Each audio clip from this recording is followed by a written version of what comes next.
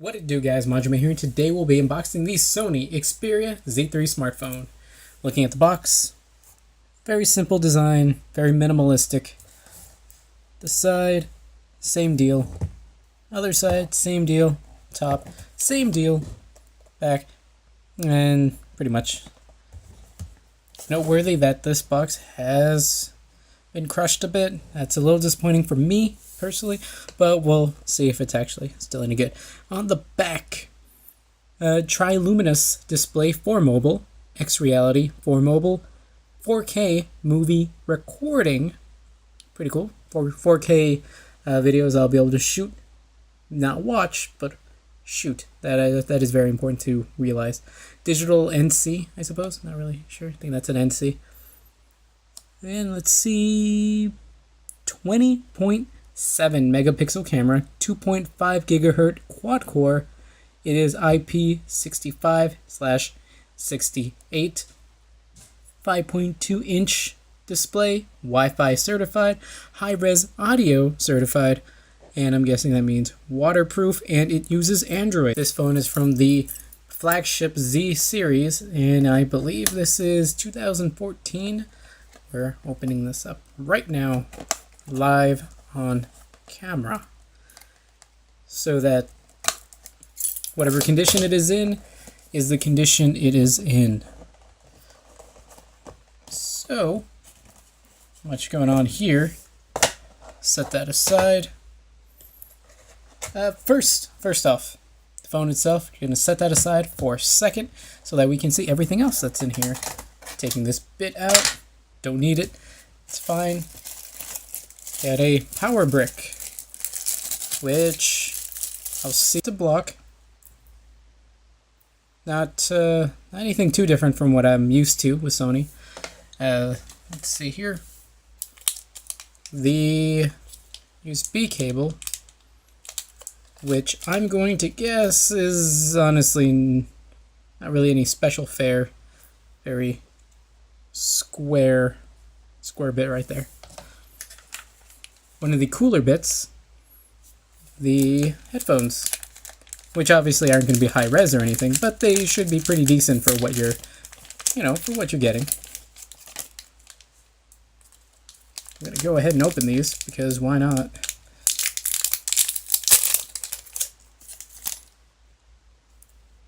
I do like that these are kind of an L shape. Can't hate on that. The length seems pretty decent. Your normal fare with the line in, I assume. Or the microphone, I imagine, will be here. Yes. There you go. You got a microphone there. You got the mute button or answer button, pause button. And these do say Sony. This seems pretty legit. This is that weird kind of left has a really short cable. Right, you can kind of loop behind your head, and just has a lot more give. You have your this is actually pretty interesting. Other than the different sizes, we have a clip that you can use to clip your headphones to your shirt, to whatever you may be traveling with. That's pretty cool. You don't always see that, so with a flagship phone, it's really cool. Startup guide for the Z3 D6603/D6653 Xperia.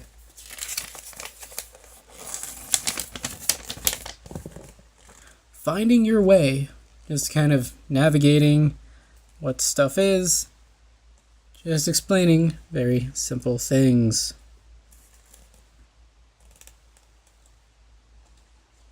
Yeah. Important information, protecting from water and dust.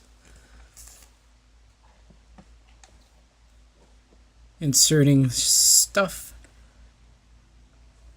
Waking up the screen. Transferring context, pretty important, especially if you're going from a different phone and you'd rather not have to move all that stuff along. I believe that is everything in the box, which, yeah, that's everything. That was already quite a bit. Pretty happy with what, normal fare. Moment of truth to see if the phone is actually in good condition.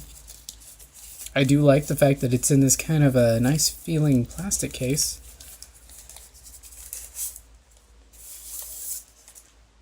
Okay, right away I can say it does not look cracked at all. There seems to be a cover already on it, which is kind of odd. I don't know if this is normal, but that, you know, kind of saves me from having to put one on, at least for a bit. Looking at the back, looks to be about the same fare, or not cracked, which is already a really good sign. At least I don't believe so. And yeah, this is the Z3, and it does have a magnetic charging kind of pins. Got ports here. For this one is the micro SD. It is labeled as such, meaning this one must be the SIM port. Very sleek design. Can't wait for the case to come in so I can start using this. I don't really want to use this without a case. Well guys, this has been my unboxing of the Sony Xperia Z3 smartphone. If you want to stay up to date on my videos and live streams on both YouTube and Twitch, check out the links in the description below and join my Discord. That's all for now guys, Manjoume out.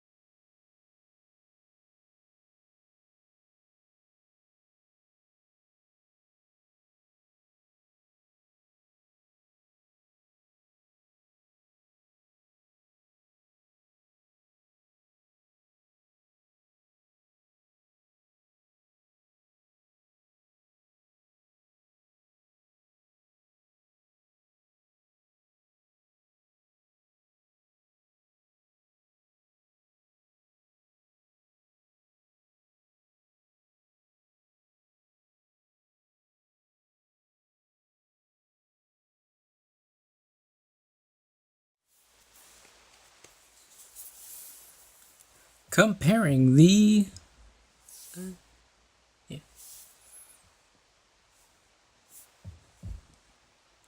Comparing the Z3 to my ZL, we can see there is a bit of a difference in size.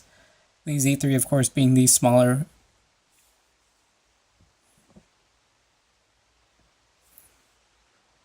Taking a look at each phone next to each other, we can see that the ZL, standing at your right, is the smaller of the two, being more compact. The Z3, of course, having a slightly larger screen and body to boot. And you can see that the camera is, of course, at the top where it should be, as where with the ZL, the experiment was people would take selfies kind of like that. That is not quite how people actually do that, though. That was something they would learn with every other phone they do. And yeah, it's very hard to compare the ZL to any of the flagship phones, at least the main lines, because obviously this is a different look, different feel, and it is completely different for the most part, other than the front. First glance, you're going to say, oh, these are exactly the same, although they are not exactly the same. Of course, there being sensors at the top on the ZL.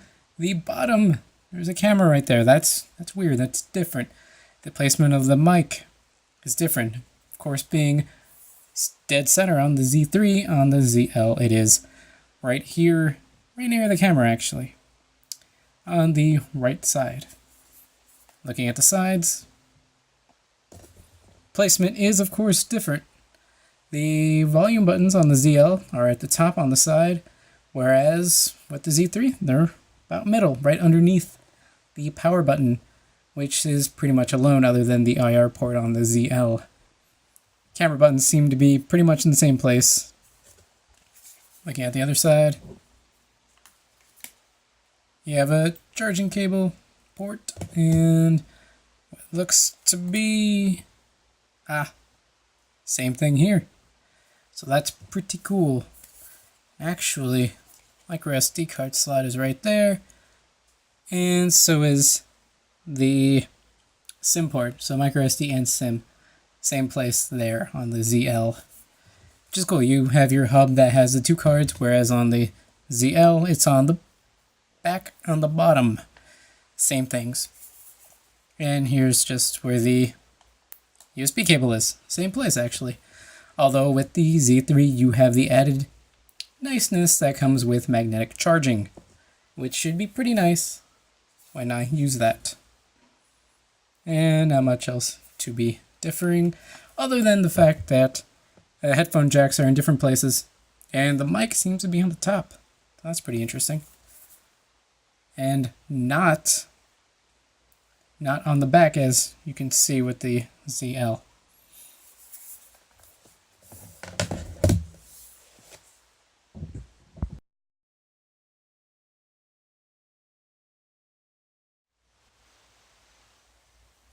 Now, what I thought would be kind of cool to do would be to compare the packaging of the two phones, which, honestly, you don't typically get to see because, well, if you're comparing a newer phone to an older phone, you may not have the older phone's box anymore, but I, as a pack rat that I am, I actually do. I have most of it. The headphones are somewhere in my room. Neither here nor there. The power supply is actually being used. Same with the USB cable, but the rest of the innards are there. I put the phone back in there just for sake of kind of a faux unboxing of it. But looking at the packaging, we can see, well, they went toward a much more simplistic style when it came to the Z3. The box is actually a little bit of a different shape. It's more square than rectangular. Honestly, it's a lot less colorful. The phone is black, and there is actually no indication of it that it would even be black, because on the cover it's white, all around white. So don't really like that. It's pretty bad there. Although the ZL, I like the black box there. It just sticks out to you more. The name itself is actually indented, or kind of goes in, so you can actually feel that it says ZL. And of course the box is red all around because this is a red phone, as with the picture showing a full body image rather than this, which is just the corner, honestly, which gives you some good information as what is actually on the phone. And the Z3 is not raised at all. It is just printed normally, and nothing really identifies it. Looking at the back, you actually do get full body shots. You get a full white, then the two other colors in the back. So that is pretty good, and of course you have all your information there. Although with the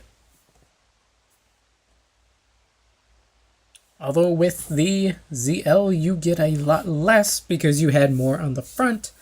You do, however, get the information, the fact that PlayStation Mobile was still a thing, kind of dates itself, although it does actually give its information. 13 megapixel camera, front-facing camera, HDR, 5-inch display, and 1.5 gig and a 1.5 gigahertz quad-core processor. So even at that first one, we had quad-core going on, and not necessarily something we'd have with every phone, but this is a flagship version or iteration of a flagship phone, which is really good.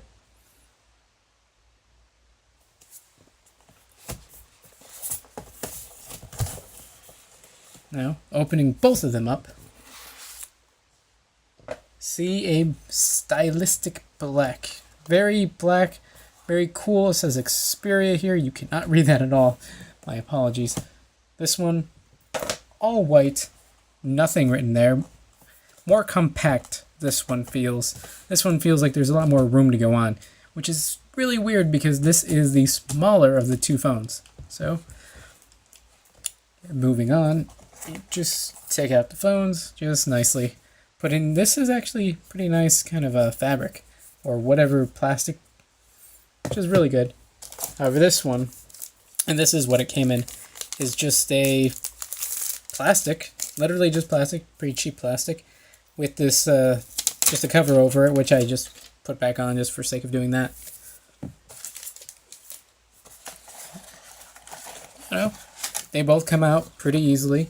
No real issues there. Packaging, of course.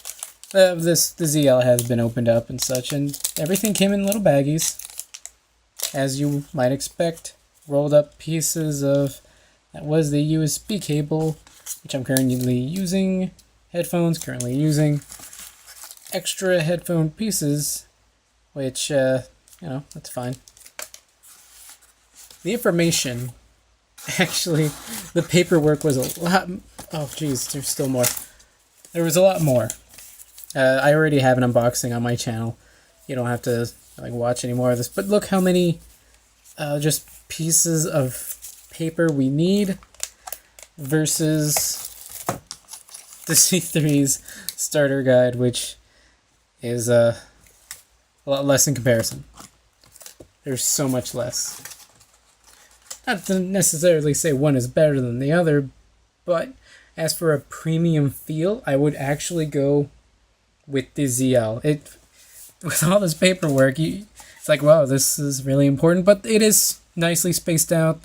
The color choices are much better. White is very bland and plain, and although it does get its point across by having what you actually need, it doesn't quite have the feel that the ZL had as being just more pristine, more luxury. Even though the phone itself wasn't one of the luxury series, they still made me feel like it was worth something. The only thing that I like in terms of packaging over the ZL packaging is the plastic. This cheap plastic, the ZL, versus this more pristine, nicer feeling plastic. I'm not sure what this is called, but it is much nicer, and this gives a better feel.